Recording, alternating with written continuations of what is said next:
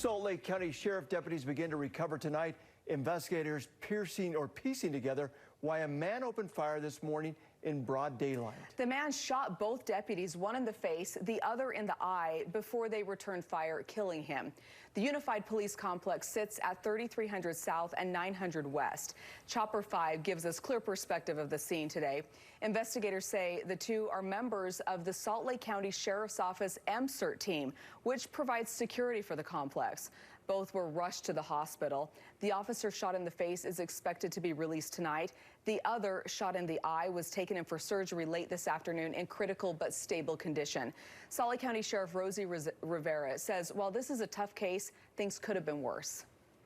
One deputy is going to be released soon in stable condition. He was shot in the face. And our other deputy is going to remain in the hospital in critical condition, but stable. He was shot in the eye. Investigators are not releasing the names of the deputies involved yet. Police are also not releasing the name of the suspect, saying only that he appears to be a homeless man. Well, attacks on law enforcement officers are always a shock for the community, but for the families of those officers, it's especially gut-wrenching. We start our team coverage tonight with news specialist Garna Mejia, who spoke with one such family and how they're rallying behind the deputies' families tonight. Garna? Yeah, good evening, Dan. You know, today's been a really hard day for the law enforcement community across the state, including Jenny Brotherson's family. Now, she lost her son, Officer Cody Brotherson, in the line of duty, and she took some time today to share with us her thoughts and her prayers for the families of the deputies. All units, stand by. And there's an officer on the grass.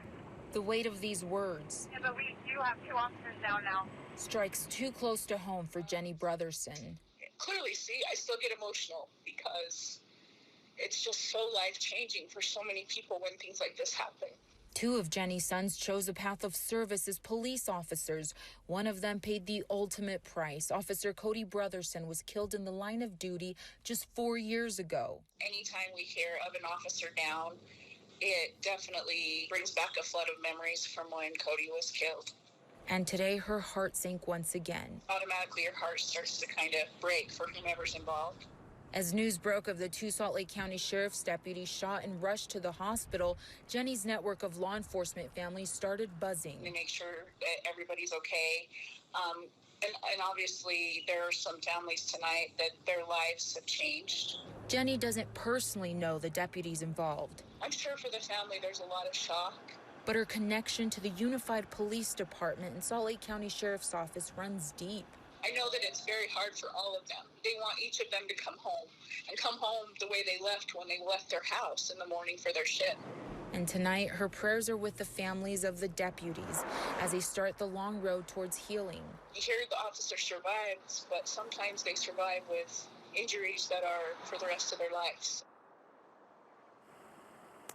Now, we know this is a very close-knit community, and several officers from the Unified Police Department, even Sheriff Rosie Rivera, rushed over to IMC Medical Center in Murray to be by the side of the deputies. Now, we are told that they are still holding, as you guys mentioned, their names until all family members have been notified. We'll send it back to you. All right. Thanks a lot, Garna, for that report. Witnesses described as chaotic scene after the gunfire broke out. News specialist Andrew Adams continues our team coverage tonight and has the view from witnesses' eyes and ears.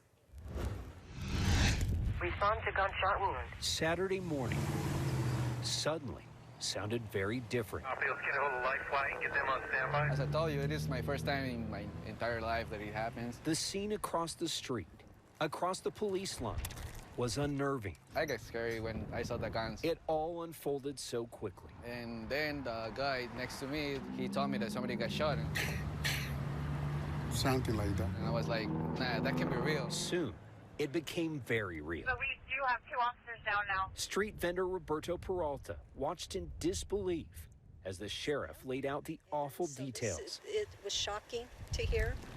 2 officers wounded, 1 critically, and an exchange of gunfire that left a man, possibly believed to be transient, dead. The suspect is down. I don't understand what happened, to be honest.